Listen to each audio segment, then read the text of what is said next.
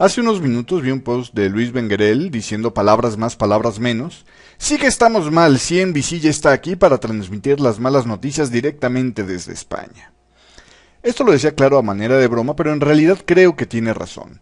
Normalmente un medio como CNBC solo manda cobertura directa cuando las cosas son realmente apremiantes. En esta ocasión déjeme hablarle un poco de lo que se está leyendo en la prensa en estos días y lo que en el fondo se está implicando con esto. Primero, la prima de riesgo se dispara y el bono a 10 años también. ¿Lo que hay detrás de esto? Bueno, pues la prima de riesgo, el exceso de interés que tiene que pagar España para competir contra el bono de Alemania, se está disparando, está avanzando ya incluso por arriba de niveles jamás vistos desde la creación del euro y mucho más alta que la que otros países tenían antes de ser rescatados, como el caso de Irlanda o Portugal. Claro está que la tasa de interés que se ha alzado más allá del 6% y está muy cerca del 7%, que ha sido en los casos de rescates pasados el punto crucial donde entran en su rescate.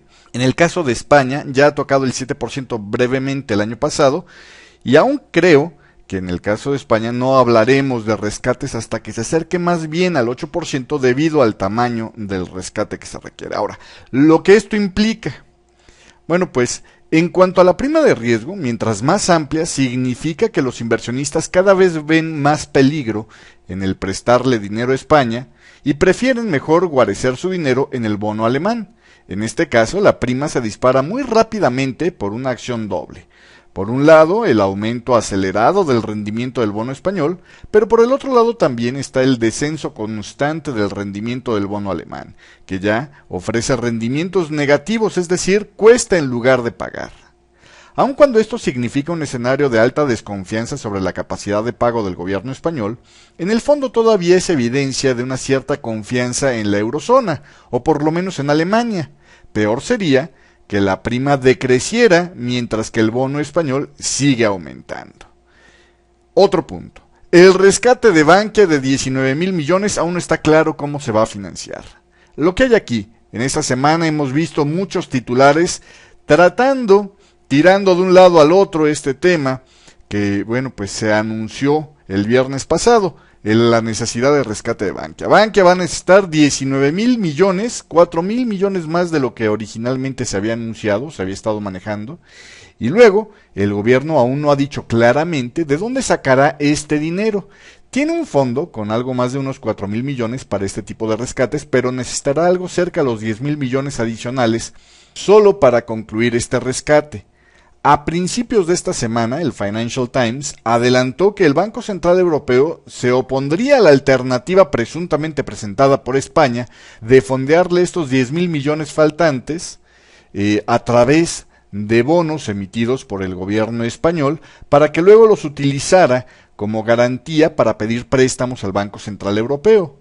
Más tarde, el Banco Central Europeo negó que España le haya presentado a su revisión o a su consideración dicha opción, aunque se les filtró un borrador mandado por error que decía que este procedimiento sería inaceptable, pues los estatutos prohíben tal maroma que termine convirtiendo al Banco Central Europeo en el rescatista de los bancos.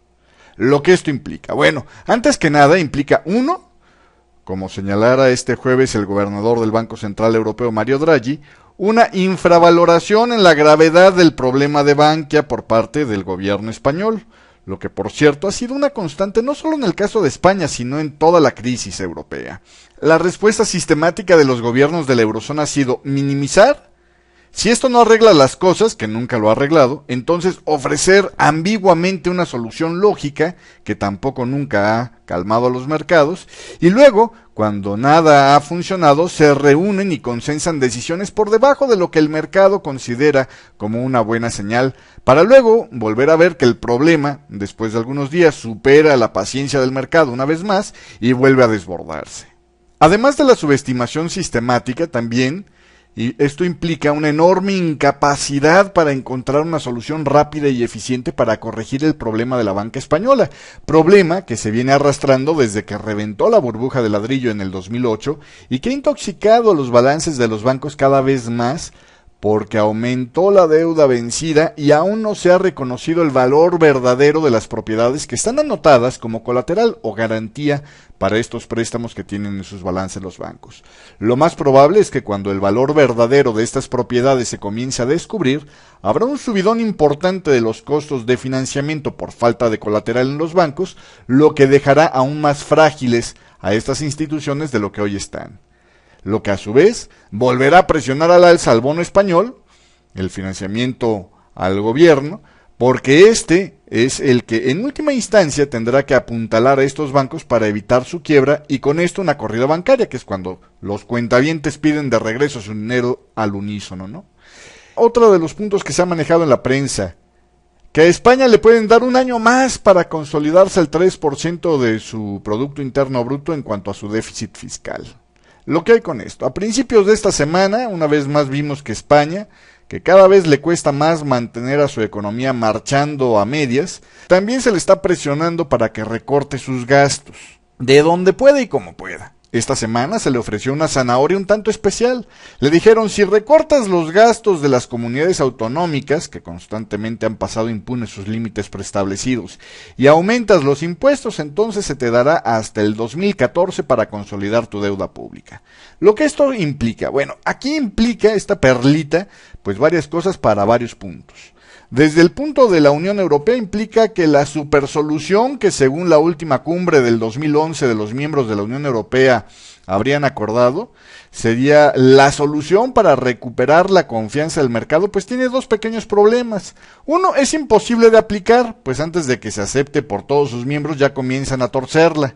Y además, no está verdaderamente apoyada por sus miembros, aunque en la reunión y al calor de las presiones hayan dicho que sí. Y desde el punto de vista de España, bueno, pues en realidad no implica nada nuevo. Por un lado, desde el momento del anuncio de este llamado compact fiscal, o pacto fiscal para compactar o cohesionar la Unión Europea en torno a una disciplina que antes ya habían fallado todos en aplicar, ya desde ese momento, Rajoy, el primer ministro de España, había advertido que no podría cumplir a tiempo con la meta que se había pactado. El hecho de darle esta flexibilidad de un año más con la condicionante de que recorte sus gastos y aumente impuestos solo significará el reconocimiento oficial de lo que es una realidad a todas luces y que había sido anunciada desde meses atrás. Así que poco significará en esta ocasión también para España. El rescate de España se acerca, esta es otra de las cosas que hemos visto mucho en la prensa. Lo que hay con esto, cada vez más noticias hablan de las nuevas necesidades financieras en el horizonte para España y con esto acercan cada vez más la posibilidad de que sea rescatada. Sin embargo, aquí hay un par de preguntas interesantes por contestar. ¿En realidad podrá la eurozona o incluso toda la Unión Europea comprar suficiente tiempo, que los rescates no son más que eso, una compra de tiempo, como para poder regresar al camino de la salud financiera a España? Hay que recordar que los rescates de Grecia, Irlanda y Portugal han presentado retos importantísimos para los países que han puesto el dinero de estos, y en los hechos, lejos de comprar tiempo, parecen estar vendiéndolo, puesto que las economías de estos tres cada vez parecen igual, si no es que más cercanas al colapso, luego de haber sido rescatadas, debido a las medidas de austeridad tan tremendas que se les ha obligado a tomar a cambio de este preciado rescate. Lo que esto implica, bueno, pues para el gobierno español la pérdida de confianza de sus electores. Hay que recordar que el cambio de poder se dio sustentado por una campaña de críticas al antecesor. Aún resuena en las mentes el estribillo fijo de «Señor Zapatero, si no puede, renuncie». Bueno, pues ahora este nuevo gobierno se enfrentará a realizar los pasos más amargos que Zapatero quiso evitar, como los que ya se están haciendo. Aumentos de impuestos, recortes a niveles ridículos del gasto gubernamental y aún así a ver con impotencia que todo parezca insuficiente. Por ponerle un ejemplo nada más, la bolsa ha caído durante los primeros 5 meses del gobierno de Rajoy un 29.21%, es decir, a una tasa del 5.82% en comparación con el crecimiento de abril del 2004 a diciembre del 2011, del ejercicio de Zapatero, de un 6.31%, es decir, una tasa del más 0.06% mensual. Incluso, Si lo comparamos con la peor temporada bajista de la bolsa durante la gestión de Zapatero, que se dio de noviembre del 2007 a marzo del 2009, donde el IBEX 35 perdió alrededor del 58.3%, la tasa de decrecimiento de la bolsa en ese entonces fue del 3.43% mensual. Con esto lo único que quiero decir es que se está acelerando 40% más la velocidad de la caída, a pesar de los esfuerzos de Rajoy. Evidentemente será mucho más complicado promulgar nuevas medidas de austeridad necesarias, nuevas reformas en los ámbitos laborales necesarias y desafiar a los intereses de los sindicatos como medidas para hacer remontar el crecimiento. Todo esto será mucho más difícil si no se cuenta con el apoyo popular.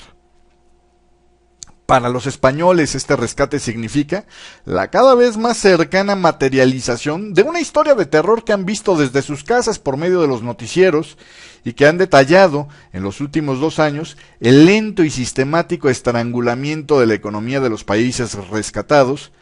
Como te viste me veo y como te ves me veré, piensan ahora los españoles sobre los griegos. Y finalmente, para los acreedores de las empresas y las bancas en España, la posibilidad de que entren en una fase donde se deprima tanto la economía de esta, la cuarta mayor economía de la eurozona, que bien podría llevarles al punto del impago y por lo tanto más riesgo y por lo mismo más intereses a cobrar para refinanciar los créditos que se vayan venciendo. Lo que hará una espiral viciosa en este tema, es decir, mientras más mal te pongas, más te cobraré y más mal estarás. En esta última tal vez esté la causa de más temor para el resto de la economía mundial. Lo que pasará con los acreedores de la banca española y de las empresas españolas. Esta interconexión en nuestro mundo de hoy, profundamente globalizado, implicará la posibilidad real del colapso a la endeble recuperación mundial, que solo se vio, por cierto, después de haber vertido decenas de billones entre todos los gobiernos, poniéndose al verdadero punto de la vulnerabilidad y rebasando máximos históricos de sus deudas públicas. Una potencial reacción en cadena que Dios quiera nunca lleguemos a presenciar. Que haya más suerte y mejores trades, su amigo de siempre, 7 Pasos.